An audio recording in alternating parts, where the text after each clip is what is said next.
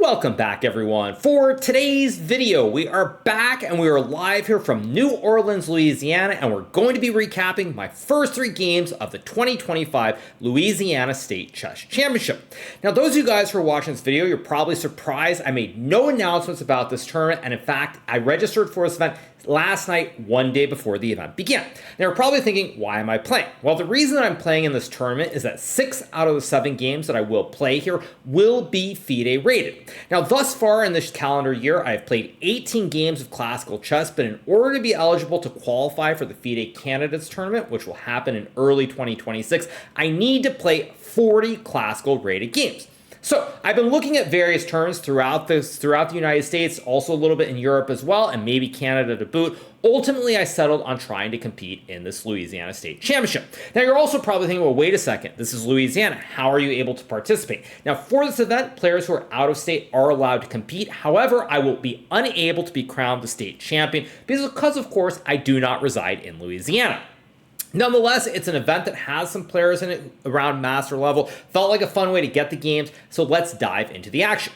Now, as I mentioned at the start of this video, in this tournament, 6 of the 7 games will be FIDE rated, but the first game played today was played with a time control of 60 minutes plus 30-second increment. As such, it is not rated, and that is why I said 6 out of 7. So, in round number 1, I'm playing against a local player by the name of Harry James with a rating of 1563. Now, obviously, this is not ideal to start the tournament, but nonetheless, I am providing a very special and unique experience for this player who otherwise will never have the opportunity to compete against top-level competition. So, I have the white pieces, and I decided to play the move pawn to b4. Now, this, of course, as you guys know, is the classic orangutan opening. Magnus Carlsen has played this. I have played this. I was trying to think about what I wanted to play. Being here in New Orleans, which is the city and the home of the first great American chess player, Paul Morphy. I was thinking if there were other options to go for, but ultimately I thought that I'd have the most fun playing something offbeat like b4. So we get e5, bishop b2, bishop takes pawn, I take, and now we get the move knight f6. If black were to play a move like knight c6, black would lose the game immediately after bishop takes g7, simply winning the rook in the corner. So we get knight f6.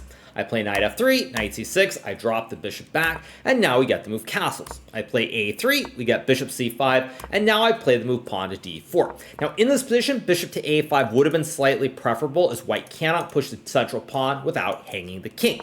Nonetheless, we get bishop c5, I go d4, and one thing you'll notice here is that I've given up my b pawn, but in return, I've won a central pawn, this black e pawn, so this gives me a little bit more grip in the center of the board with these pawns. So you get bishop e6, I go knight d2, guarding the pawn, knight e7, and now I play the move bishop d3, intending to castle my king out of the center. We get the move c5, I trade on c5, and now I go for the move bishop takes f6. We got pawn takes bishop, and here I play the move queen c2.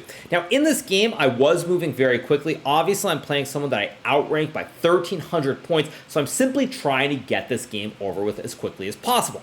So we get knight g6. Now I take, we get queen takes, I play bishop e4, and here my opponent plays the move queen d6. Now at first glance, this looks like a very serious error. Queen to h5 would have been slightly better here as black guards the bishop on c5 and avoids the very nasty tactic that I have in mind. So we get queen d6. I trade, I go knight to e4, and just like that, I'm forking the queen and the bishop, and you might be thinking that I'm about to win the game. But my opponent, in spite of his low rating, finds the absolute best move in this position, which is queen to c6. I take the bishop, and now we get to move pawn to b6, threatening the knight.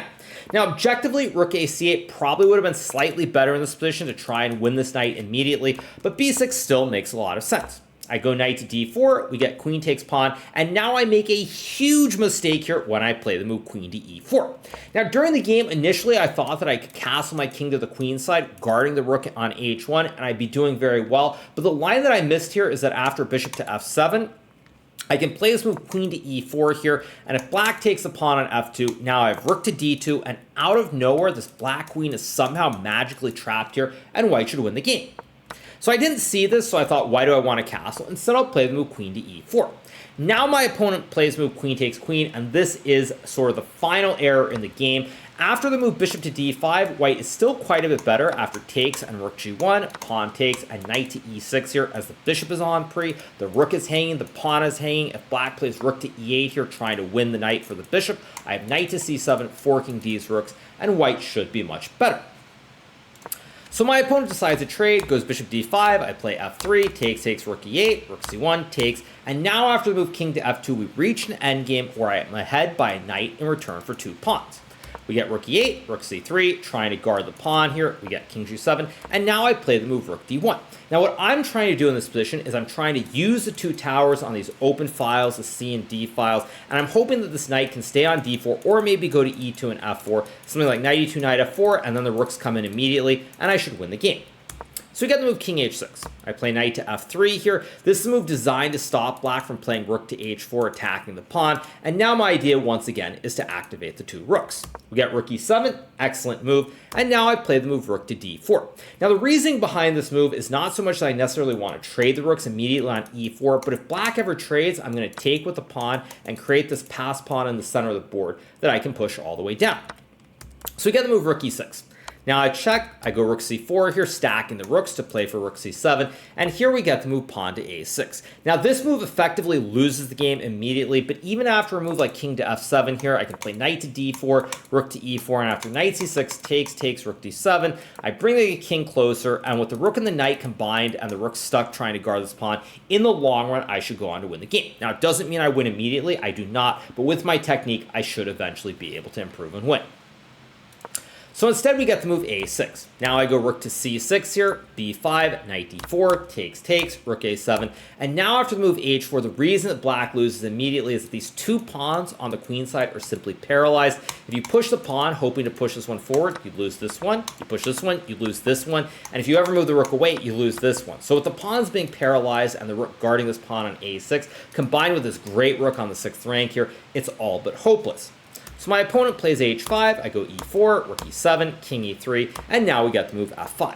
Now, of course, rook to a7 back would be a move, but after knight to e6, king f7, and the move knight c7, now black is going to lose one of these pawns here, and the kingside pawns are still somewhat frozen. If black goes g5, I can probably just take and start pushing the p through, or even a move like knight to d5, takes, king g7, and something like rook to f5, and I'm going to win these 2 pawns on the h file, and even though black has 2 pawns over here, after b4 takes, I simply am left with 1 central pawn, and I will win the game. So we get f5. Logical move, I play knight e6, and now we get the move king to f6. Now my opponent could have played king to f7, but after knight g5, king g7, and rook takes a6, even though black can trade another set of pawns here, the problem is that these 2 pawns cannot move forward. Now they're blockaded. If you push the pawn, I'll take. If you move the rook away, I can always just put the knight back. With black unable to push the pawns on the king side, even something like this position, for example, would still probably be good enough to be winning here because of these 2 pawns being unable to move up the board. So we get king f6 instead, and this move actually allows me to play a really nice sacrifice, leading to a forced checkmate. I go e5 check, sacking a pawn, takes, and now I play the beautiful move knight to f4. Now the black king here is stuck in the center of the board. You can't go back because the rook covers, the knight covers this one, but I'm also threatening to play knight takes g6, forking the king and rook, taking the rook, and winning the game. Additionally, if black moves the rook, there's rook e6 checkmate. As such, the only move to continue the game is rook to e8, and now I play the move rook takes a6. Now, were I to play the move knight takes g6, this would be the uh-oh spaghetti-o moment. After king to d5, suddenly my king is in check, and my rook is attacked, and after king f4, king takes a6, this would lead to the most embarrassing loss of my entire chess career. But I don't make that mistake. Instead, I play rook takes pawn on a6, we get g5, I take, and now my opponent plays rook g8. Now the problem here is black can't do anything. You move the rook away, you get mated. You go to e7, I take the rook here with the fork, so you just can't do anything at all. We get g5 takes, we get rook g8, and now I play the move rook to e6, checkmating the king in the center of the board. Now it's very rare to get a checkmate in the center of the board, but ultimately it is really nice to have this happen once in a blue moon. So I get a nice win in the first game in the game 60. This does not count for FIDE ratings, but it does count for classical ratings. So now we move on to the second game, which is played with a 90 plus 30 time control. And in this game, I'm playing Mitchell Costanza, the famous brother of George Costanza. Obviously, I'm being 100% dead serious when I say that. Now, one of the things with this opponent who I played is that he is an older gentleman. He's around the age of 63 or 64 years old. He's someone who's not particularly young. So as such, I wasn't really sure what to expect. So I have the black pieces. My opponent plays e4, I play the move c5, and now we get the move c3 with the classic Alpin Sicilian or the c3 Sicilian. Now this is considered to be one of the most solid opening choices that anybody can play in the game of chess. I think that objectively it's very, very sound, so now I play the move pawn to d5. Here we get pawn takes pawn, and I go for the move knight f6. Now, as you can tell, Mitchell Costanzo with a rating of 1812, someone who's not particularly strong, but also when you're playing someone much lower rated, sometimes you want to get them out of theory as early as possible. Now, knight f6 is objectively considered to be slightly dubious here because white can try to hang on to the pawn with a move like queen to a4, but after knight bd7, queen b3, and g6, black is going to get very, very quick development, and standard ideas for white like pawn to d4 are a little bit less effective because after bishop g7, knight f3, I can castle. Let's say white plays bishop e2, after takes. Now I can simply go knight to c5, and very quickly, black is taking control in the center of the board with these knights, and having finished development on the king side, black is slightly better. So, my opponent plays knight f3, logical move. Now I play knight takes pawn. This is the whole logic behind playing knight f6. Of course, I could always play queen d5, but if I play queen takes pawn, my opponent will be very comfortable with the easy development on the king side. So now I take with a knight. We get d4, I take, and here my opponent plays move bishop b5. I go bishop to d7, and now we get the serious error queen to a4. Now, when my opponent played queen to a4 here, I wasn't sure if this was a blunder or a bluff or some kind of gambit my opponent had maybe prepared that's considered dubious. I wasn't 100% sure.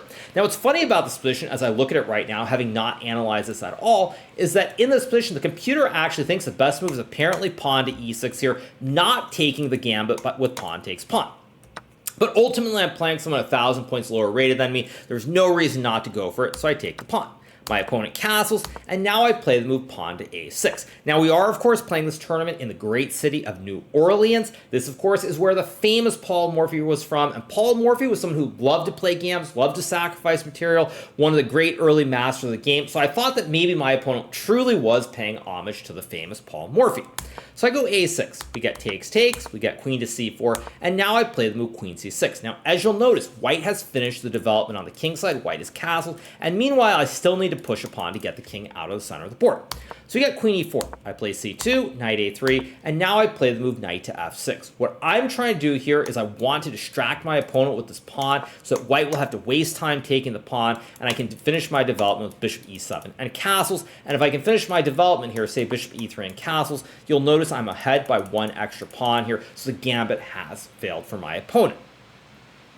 My opponent ends up playing queen takes pawn. This is music to my ears because now I trade, I go e6, and I'm simply up a pawn in an endgame, and there's no doubt that I'm going to win. The only question here is how long will it take? So we get bishop e3, knight d5, bishop g5, I play f6, now I go e5, building the classic big black center. We get knight e3, and now I play the move knight to f4. Now this is a move that's probably a little bit dubious, but the reason I play this is that were I to trade the knights here, it's one less piece on the board, and white can very quickly bring the rooks to the center, maybe even go knight e2, knight e4, and knight c5 as well, or knight b3, knight c5, and even though I'm going to win, white has some easy moves. So I go knight f4. We get rook to e1, I play knight c6, and now my opponent actually thought for I think about 10 minutes here before playing this horrible move rook to e2. Now what happened is I'm waiting for my opponent to move, he touches the rook, and he just moves it to e2. And pretty much as soon as my opponent let go of the rook, he realized he had made a huge blunder. I go to write down the move, and then I go to reach for the knight to capture this rook on e2, and my opponent simply resigns. Now, this is an inexplicable blunder for my opponent. After the game, he said that he just suddenly panicked and played the move without thinking. My reasoning behind this is probably my opponent was feeling a lot of pressure. He was feeling nervous playing against me, and he just tried to make a move. Any move, the first thought that came into his mind, unfortunately, it was a really bad one, and he hangs the rook on e2, and it were the game to continue after takes and knight d4. I'm simply up a rook, and there's no doubt that I will win. So I get a 20-move victory in round 2, the first game that will be FIDE rated, and my first game of the 22 games that I need to qualify for the candidates is in the books. So now we move to the third and final game of the day, 3 games a day. Definitely not easy, but this one as well is being played with a time control of 90 plus 30, so this game will also be FIDE rated. Now, in this third round, I'm playing against Nahum Jose Villamil, a player from Colombia, rated a little over 1900, someone who said that he played a lot of chess when he was younger, but has recently stopped playing chess because he's going to, I believe, university locally at Tulane. So I'm playing a 1900 in round 2, and round 3, and I play the move c4. We get knight f6, knight c3, and now we get the move g6. Here I play g3, and the main logic behind playing this classic fianchetto King's Indian is that when you're playing someone much lower rated, they won't have the opportunity to attack very easily. The fianchetto, maybe not the cutting edge theoretical line, but in general, it's very hard for your opponent to attack. And when I'm playing someone much lower rated, I don't want to let them get some easy counterplay and easy moves. So I play the fianchetto. We get knight d7, castles e5, and now I play the move e4. Takes, rook e8, and now I play the move h3. We got knight c5, rook to e1 here, trying to guard this pawn on e4, and now we have the move pawn to a5. Here I go b3, we got bishop d7, and now I play the move bishop f4, trying to activate my queen and rook in the center. Now in this position, my opponent plays queen c8, and here I play this move g4 after a 30-second thing, and this move is simply a very, very bad decision. Now, one of the reasons it's not good to play people a lot lower rated than your own rating is very oftentimes you pick up bad habits, you play quick moves, you don't look for the absolute best move, and here what I should have played was the move king to h2.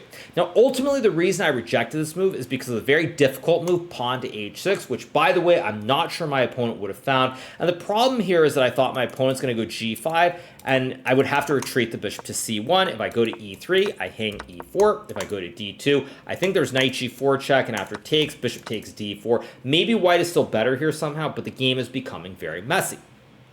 So I go g4. But the problem with this move is that I force my opponent to play the best move in the position, pawn to h5. I have to go f3, and now we get the move knight to e6. Now, the real issue for me at this point in the game already is that even though I'm up 30 minutes, or I should say 20 minutes on the clock here, my opponent has easy moves. So I have a feeling I'm still going to win the game quite easily, but nonetheless, my opponent's moves aren't difficult, and he's finding them pretty easily. So I trade the knights. Here we get rook takes knight. I thought the bishop takes would have been very slightly better here. We get rook takes. I play queen to d2 here, guarding the knight on c3 against any threats, but preparing to bring my rook to the center of the board. We get bishop c6. I play rook d1, queen e8, and now I play this move knight to e2. Now this move is not bad necessarily, but here I should have played the move knight to d5 here, creating the classic pyramid of Giza with the pawns and the bishops. And after bishop takes knight, takes rook e7, and a move like bishop f1, with the two b's and this great white center of pawns, white is dominating in this position, and there should be no risk at all. But ultimately, I decided to play knight e2, trying to go for knight d4 and activating this knight towards the center. We get pawn, takes, knight d7, and now I play the move knight d4. Here we get bishop takes knight, I take, and now we get the move queen to e7. Here I go bishop d2, trying to line up the classic double A battery on the diagonal to checkmate the king, and now we get the move queen to f6. Now, in this position, I was actually very concerned about this move pawn to g5 here, because after I played like king to f2 and knight to e5, rook h1, and f6, I felt like black might be holding this position for a few moves at least. I wasn't sure if I'm able to win with a double stack on the h file, but the game does go on. Instead, we get the move queen to f6, and now I make a big mistake here. I play the move queen to e3. Now, the problem with this queen e3 move is not so much that it's a bad move. The problem is that at this point, I was playing what I like to deem as hope chess. Now, hope chess is when you play a move and you believe your opponent won't find the best move. Now, if I had stopped here and thought for a bit longer, I probably would have simply traded the queens on f6, and after knight takes f6 and king to f2 with rook to h1 and bishop c3, maybe even a double stack on the file here with rook h1, rook h2, and rook h1, I almost certainly would win this game very cleanly. So instead I play queen e3. Now when I play queen e3, I saw that my opponent has a very reasonable move with queen to h4 here, but I thought, nah, he's 1900, he's never going to find it. Now when you play like this is the exact reason you should not play against people who are much weaker than your own rating, because you start making decisions that you would never make against a top player, and expecting your opponent to not find the best move regardless of their rating is just a bad strategy and bad idea. So of course my opponent plays queen h4. Now as soon as he goes queen h4, I'm starting to get really annoyed at myself thinking, what am I doing? I go g5, we get f6, and now I play the move queen to f4.